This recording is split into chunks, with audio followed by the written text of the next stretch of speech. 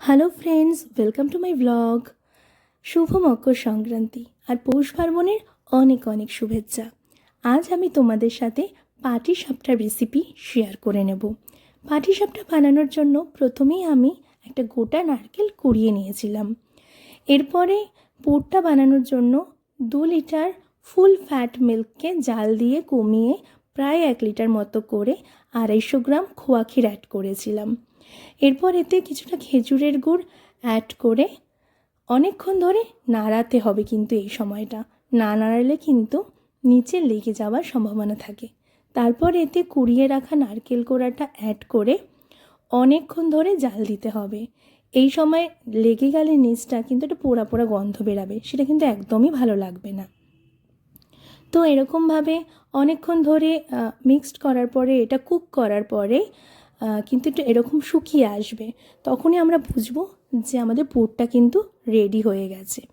এবার আমি এই পুরটা একটা পাত্রের মধ্যে নামিয়ে রাখবো। পুরটা নামিয়ে রেখে আমি ব্যাটারটা তৈরি করে নেব। ব্যাটার তৈরি করার জন্য এখানে আমি 2 কাপ চালের গুঁড়ো, 1 কাপ ময়দা, হাফ কাপ সুজি আর 1 কাপ গুঁড়ো চিনি নিয়েছি।